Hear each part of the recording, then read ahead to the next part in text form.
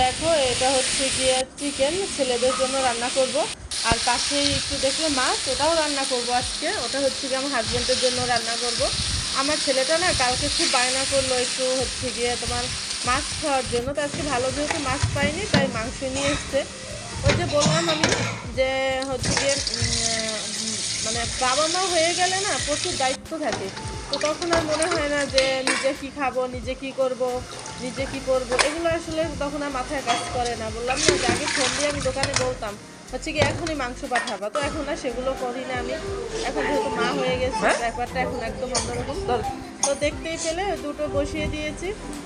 এদিকে ছেলেরা উঠে গেছে, এক ছেলেকে খাবার খাইয়েছি আমি আগে, আর একটাকে দিয়েছি এখন হচ্ছে গিয়ে আজকে 11টা বাজে ঘুম থেকে উঠেছে মোট কথা। আর এদিকে দেখো এই মাছগুলো হচ্ছে কি আমার হাজব্যান্ড খাবে। ও যেহেতু চাটলা মাছ খায় না, চাটলা মাছই বলে, ওগুলো যেহেতু খায় না, তো ওর জন্য এই মাছটা রান্না করব।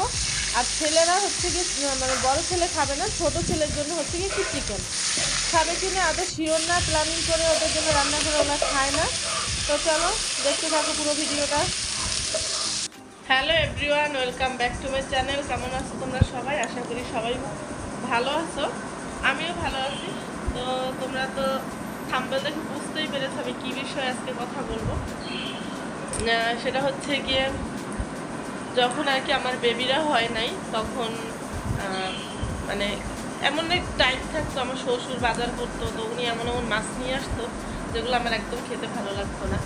তো জানি যে অনেক সময় মানে মুখের সাথে মিল করে যে মাছ মাংস নিয়ে আসবে এমন কোনো কথা নেই, যে কোনো মাছ মাংস নিয়ে আসতে পারে। তো তখন আমি কি করতাম, দোকানে ফোন করতাম তার ছেলের কাছে, যে মানে আমার মনে কিন্তু মানে শয়তানি বুদ্ধি থেকে না, মানে আমার ভালো লাগতো তাই বলতাম। যেহেতু আমার হাজব্যান্ড এগুলো আমাকে এনে দিত, তাই ওকে আমি ফোন দিয়ে জ্বালাতন করতাম। তো ওকে আমি ফোন দিয়ে বলতাম কি, আজকে তোমার বাবা যে মাছগুলো নিয়ে আসছে এগুলো দেখবে ভাত খাবো না, তুমি অন্য কিছু একটা পাঠাও, মাংস পাঠাও। তো ও তো ব্যস্ত থাকতো, পরে বলতো যে আমি তো এখন মাংস পাঠাতে পারবো না, তুমি হচ্ছে গিয়ে খাবারের আগে পেয়ে যাও। তো আমাদের পাশে একটা হিন্দু হোটেল আছে, ওখান থেকে ও মাংস পাঠাই দেয়। বা একটা মুসলমান হোটেলও আছে, সমস্যা হয় না, কারণ ওনারা প্রতিদিনই গরুর মাংস রান্না করে এমন কোনো কথা নেই।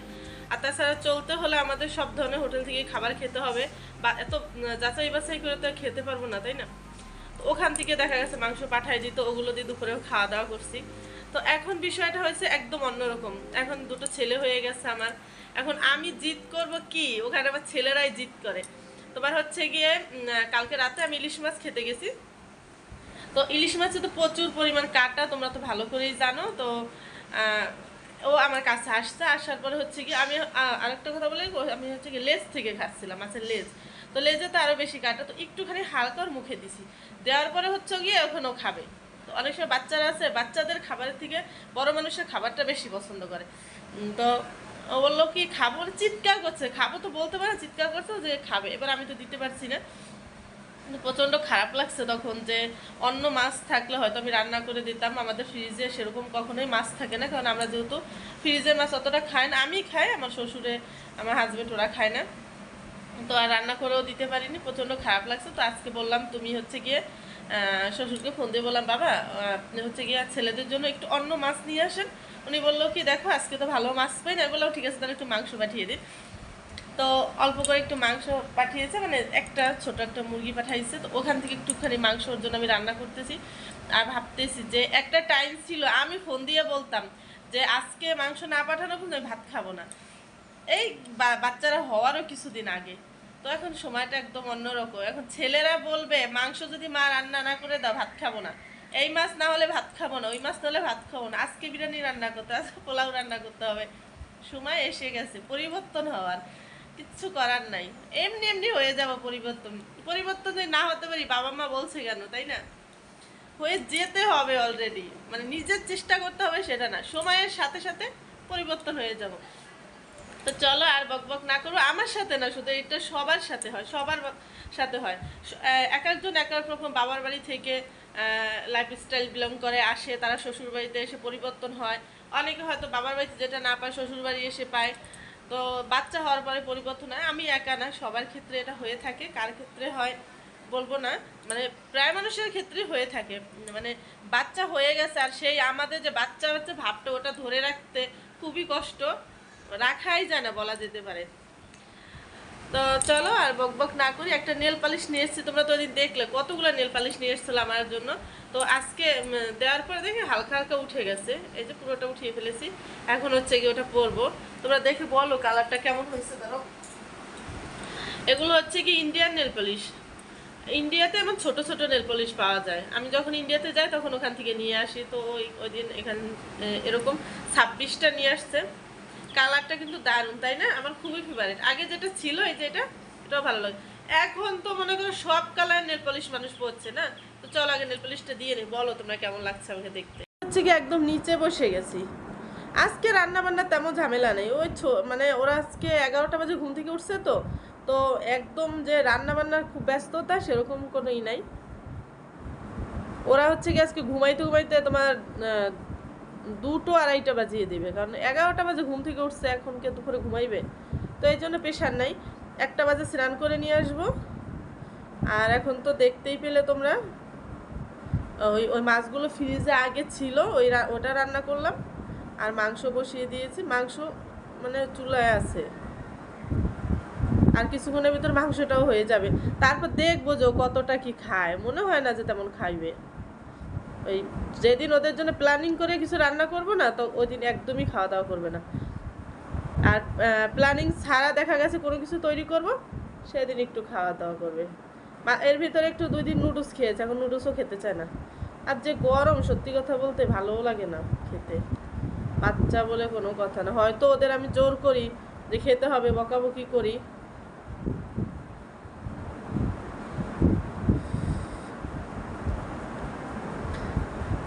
তো চলো দেখাচ্ছি তোমাদেরকে,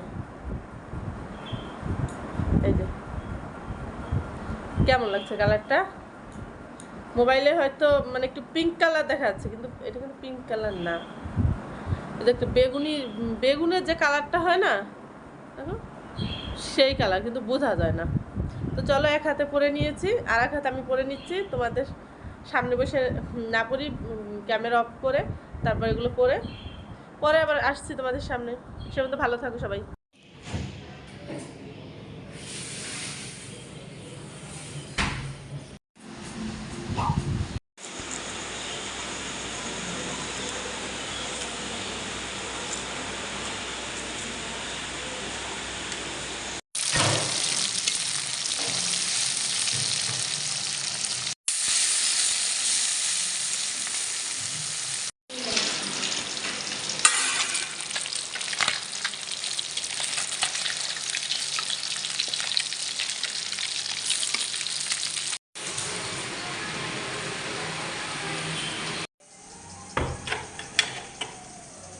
তো এক ছেলে বিকেলবেলা বাজারে গেছিলো, ও চলে এসছে, এখন আবার আরেকজন গেছে, আর আমি হচ্ছে গিয়ে একটু ঘুমাইছিলাম। ঘুম থেকে উঠে একটা আইসক্রিম খেলাম, আইসক্রিম খাওয়ার পরে হচ্ছে গিয়ে, দাঁড়াও লাইটটা জ্বালাইনি, আইসক্রিমটা খাওয়ার পরে দেখলাম হচ্ছে সন্ধ্যা হয়ে গেছে, সন্ধ্যা পুজো সব শেষ। এখন দিব্য খাবার খাচ্ছে, আর আমি হচ্ছে গিয়ে একটু এই ব্যালকনি দিয়ে এসেছি, অনেক গরম তো। ব্যালকনিতে এসে ভালো হয়েছে, দেখো একটা 3 পিস বাইরে ছিল আমার, এই যে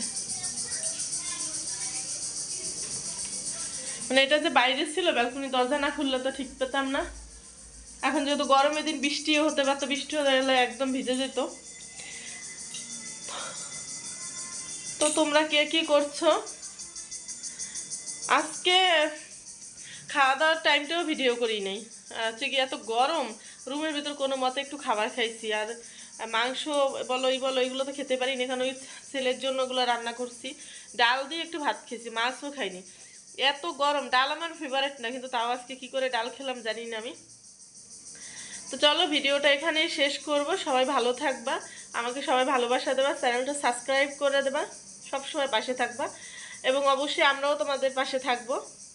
তো ভিডিওটা একদম ছোট হয়েছে, আশা করি নেক্সট টাইম বড় বড় ভিডিও আসবে, যদি সবাই তোমরা ভালোবাসা দাও।